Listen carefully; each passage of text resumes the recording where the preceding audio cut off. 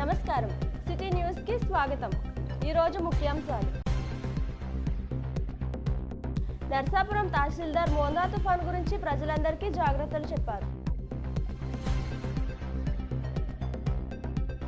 నర్సాపురం ప్రజలు అప్రమత్తంగా ఉండాలని బొమ్మిడి నాయకర్।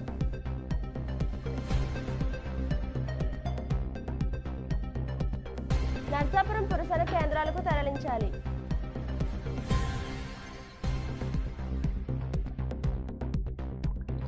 నర్సాపురం పడుగుల తోటలో నేలకు ఒరిగిన భారీ వృక్షాలు। నర్సాపురం రోడ్డుపై కూలిన చెట్టు, తెగిపడిన విద్యుత్ వైర్లు। ఇప్పుడు కాసేపు ప్రకటనలు।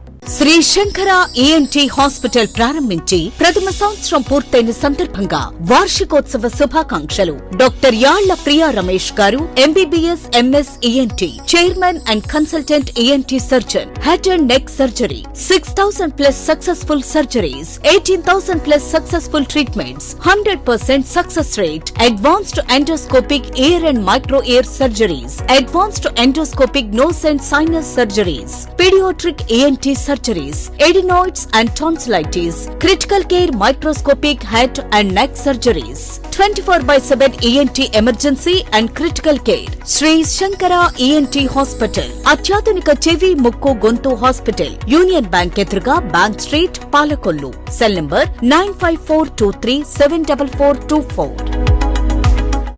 తిరిగి మళ్ళీ వార్తలకు స్వాగతం। సీతారాంపురం సౌత్ పంచాయతీ జిల్లా పరిషత్ హై స్కూల్లో మోందా తుఫాన్ కారణంగా పునరావాస కేంద్రం ఏర్పాటు చేయడం జరిగింది। ఈ సందర్భంగా సీతారాంపురం సౌత్ సర్పంచ్ దొండపాటి వెంకట్ గారు మాట్లాడారు।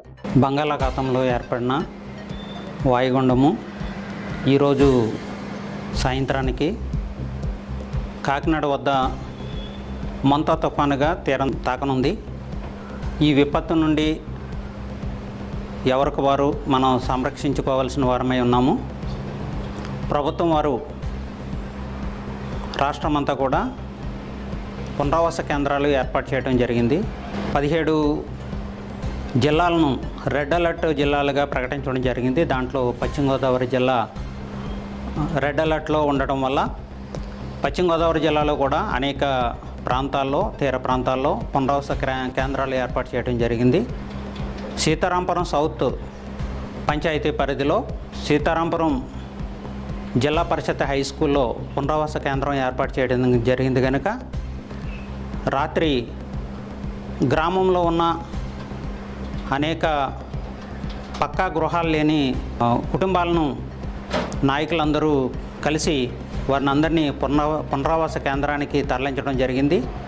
ఇంకా గ్రామంలో పక్కా గృహాలు లేని వారు, అదేవిధంగా శిథిలావస్థలో ఉన్న గృహాల్లో నివసిస్తున్న వారు కూడా ఈ పునరావాస కేంద్రానికి కుటుంబ సమేతంగా విచ్చేసి మరి ప్రతి ఒక్కరూ కూడా క్షేమంగా ఉండి ఈ విపత్తు నుంచి బయటపడి క్షేమంగా మీ స్వగృహాలకు చేరేంత వరకు కూడా ఇక్కడ పునరావాస కేంద్రంలో ఉండాలని మీ అందరికీ ప్రేమపూర్వకంగా తెలియపరుస్తూ ఉన్నాము।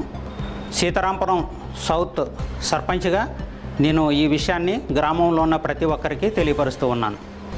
ప్రభుత్వం తీసుకునే ఈ విపత్తు కార్యక్రమాలకు మీరందరూ సహకరించి అందరూ గ్రామంలో ఉన్న ప్రతి ఒక్కరూ కూడా క్షేమంగా ఉండాలని మీ అందరికీ తెలియపరుస్తూ ఉన్నాను।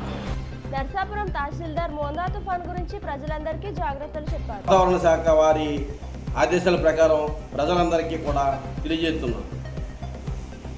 ఇంటిలో ఉండి ఈ మోందా తుఫాను బారిన పడకుండా ప్రజలందరూ కూడా జాగ్రత్తలు తీసుకోవాలని, ఈరోజు సాయంత్రం 4 గంటల నుంచి వ్యాపార సముదాయాలను కూడా మూసివేయడం జరుగుతుందని, రాగల 2 రోజులు కూడా చాలా కీలకముగా, చాలా ప్రమాదకరంగా ఉంటుంది కాబట్టి ప్రజలందరూ కూడా ఏ విధమైన నష్టం జరగకుండా, పశు నష్టం కానీ ప్రాణ నష్టం కానీ జరగకుండా ముందుగానే జాగ్రత్తలు తీసుకుని ఏమన్నా ఇదైతే మనకి ప్రభుత్వం వారు టోల్ ఫ్రీ నెంబరుకి ఫోన్ చేసినచో మీకు తగు రక్షణలో ప్రభుత్వం తరపున మేము కల్పించడం జరుగుతుంది। కాబట్టి అందరూ కూడా రక్షణగా ఉండాలని తెలియజేస్తూ ప్రభుత్వం తరపున ప్రజలందరికీ తెలియజేస్తున్నాను। ఇట్లు తహసీల్దార్ నర్సాపురం। నర్సాపురం మండలంలో తుఫాన్ తీవ్ర ప్రభావం చూపుతోంది. మంగళవారం ఉదయం నుంచి కురుస్తున్న వర్షాలకు, వీస్తున్న గాలులకు మండలంలోని ఎల్బిచెర్ల గ్రామంలో చింత చెట్టు మలుపు వద్ద చెట్టు నేలకూలింది. ఈ ప్రాంతంలో రోడ్డు పెద్ద సంఖ్యలో ప్రయాణికులు ప్రయాణం చేస్తుంటారు. ఆ సమయంలో ఎవరూ లేకపోవడంతో ప్రమాదం తప్పింది. తుఫాన్ ప్రభావంతో కురుస్తున్న భారీ వర్షాలకు నర్సాపురం 12వ వార్డు సాయిబాబా గుడి వెనుక ఉన్న పడుగుల తోటలో భారీ వృక్షాలు నేలకొరిగాయి. ఎడతెరిసి లేకుండా ఈదురు గాలులతో కురుస్తున్న వర్షానికి చెట్లు విరిగిపడ్డాయి. బంగాళాఖాతంలో ఏర్పడిన తుఫాన్ ప్రభావంతో తీర ప్రాంతాల్లో భారీ వర్షాలు కురిసే అవకాశం ఉందని ప్రభుత్వ విప్ ఎమ్మెల్యే బొమ్మిడి నాయకర్, టీడీపీ ఇన్ఛార్జ్ పొత్తూరి రామరాజు తెలిపారు.